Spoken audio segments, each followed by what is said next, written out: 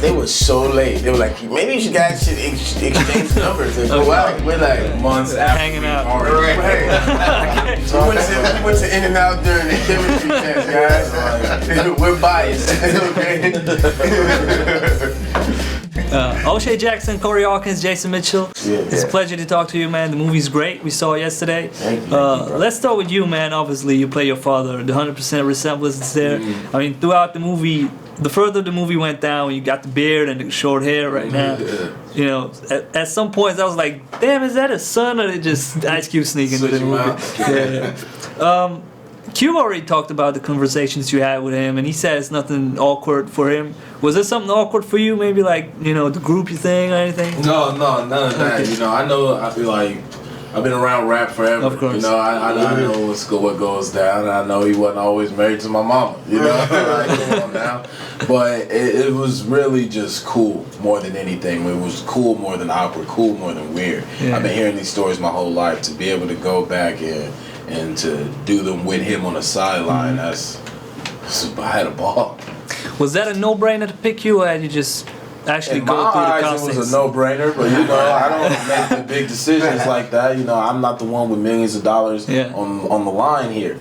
So, you know, Gary Gray made sure I got the acting coaches that I needed, and it was 2 years of auditioning, coming back, and getting callbacks and things like that before I was even strongly considered. You know, and then I had a chemistry test with these two right here, and it was over from there. You know, we've been trailblazing ever since.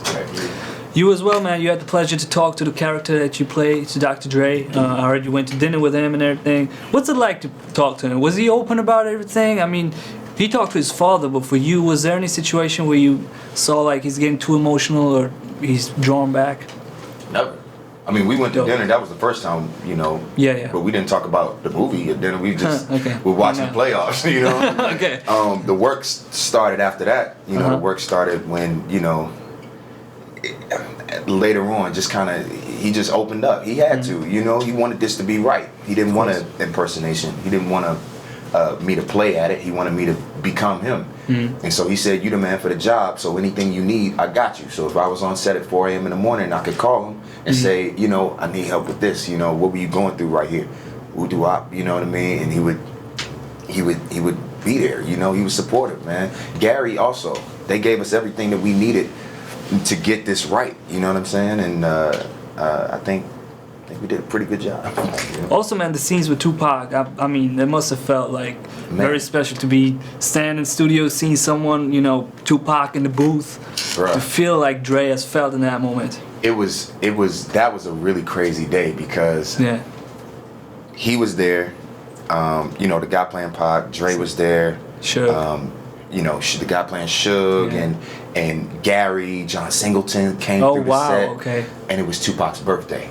Oof. So we shot all of that, California Love. I mean, it was just like, you couldn't dream, you couldn't think of this stuff, you know?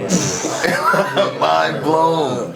You know what I'm saying? So just opportunities like that all throughout filming, man. Yeah. Is great.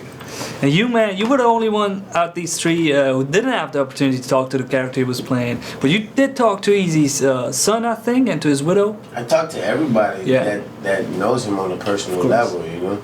They had a lot of people who really stepped up, and they just wanted it to be right for him, and as did I.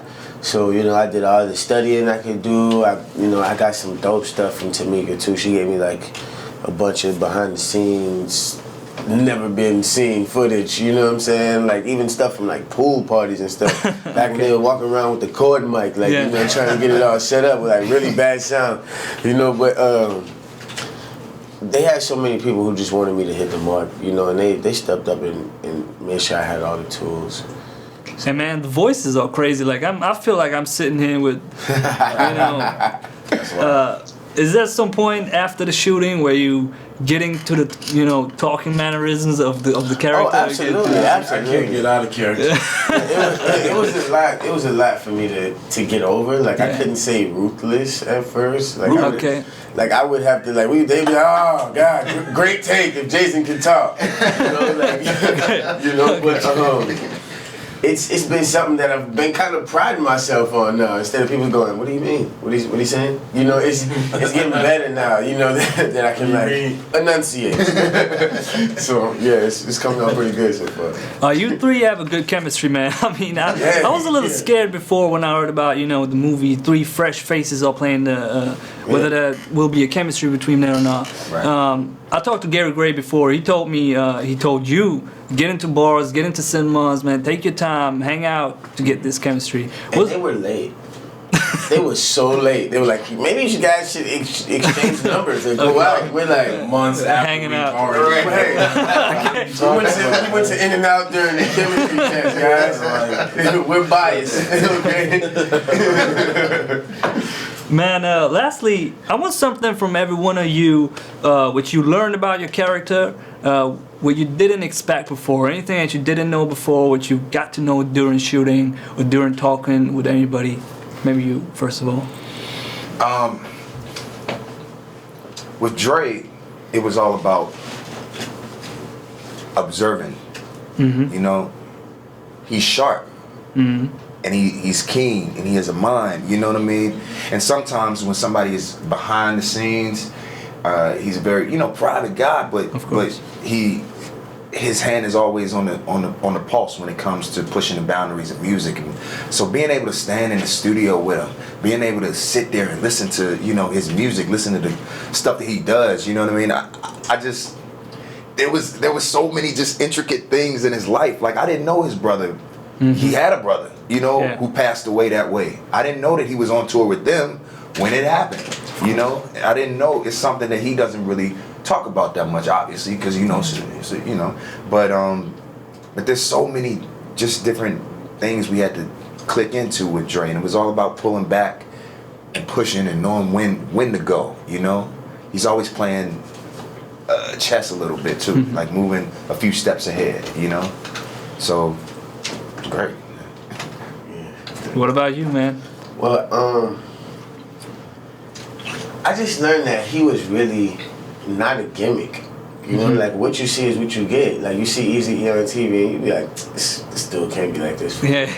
But he's really 100% like that. Like that's why everybody loves him, because he's not afraid to be him. Mm-hmm. But I didn't think that I would get that kind of love from California though. Like I really, really didn't, and they really supported me like so heavy that it was almost like eerie, You don't think people are gonna have your back like that, but when they do, it's like you don't even know how to accept it. It's crazy. So, yeah. That's what my experience is like. Was there anything that you could even learn about your father? Just the same thing that my character has been teaching me all my life. It's the confidence from him. I had no idea of how. When he left the group, he had no idea where he was gonna go. He had no plan. He had no strategy. It was just like, this ain't right, and I can't be here. I don't know what's out there, but I can't be here. And that takes a lot when you're a young man. Leaving your friends, and you guys are at the top of the world right now. You got to just jump off. So that just his confidence, which has been always his replaying lesson with me, and you can take that and use it in everything. That's right. All right, man. Thank you guys for the time that you gave me. I hope it's a success, man. You hit all your characters right on the nail, man. I hope Appreciate it. All right. Thank you for the time.